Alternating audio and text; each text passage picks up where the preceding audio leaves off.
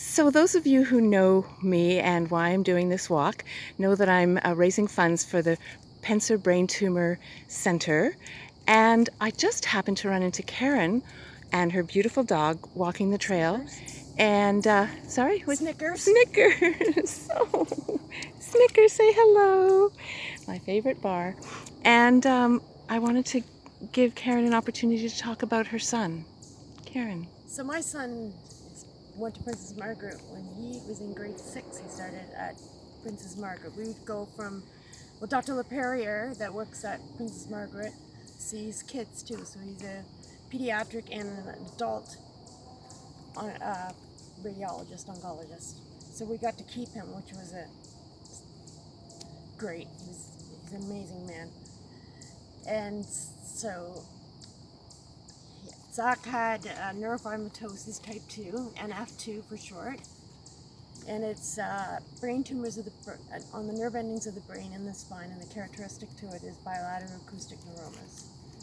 So Zack fought this for a long time. He was born with it, but at the age, in grade 6, which is about 12, I think, we found out the truth. They thought he had epilepsy because he had seizures at 2. Aww. He had some different things that was wrong with him, and they could never diagnose him properly. And finally, in grade 6, they diagnosed him properly.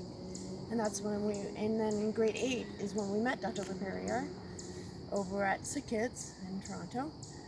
And he was Zack's oncologist.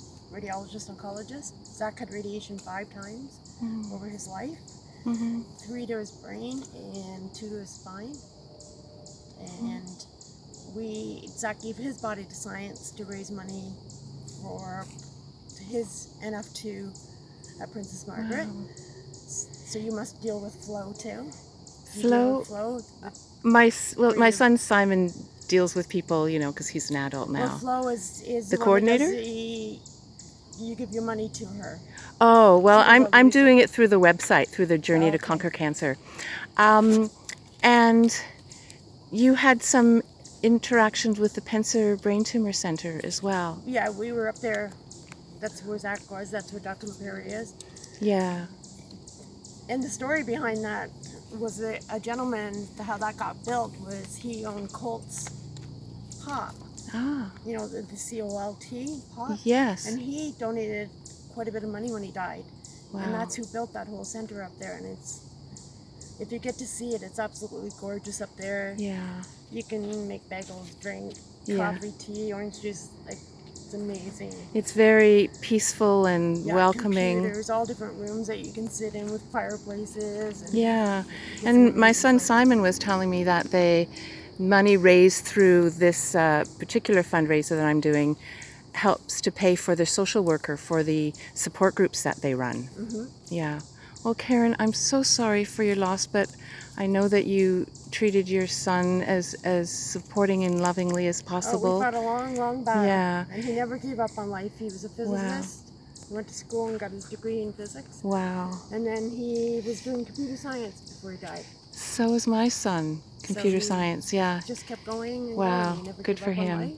Yes. He inspired a lot of people. Yes. He gave back the homeless people in Toronto. He always had chocolate bars in his pocket to give to the homeless people. If we were in front of a restaurant, he always went and bought them something. He would ask them. And then at Christmas time, he'd sponsor a family at Sick Kids, the whole family.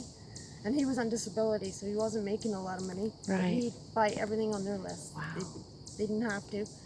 His friends would help out a bit. And he'd do it every year.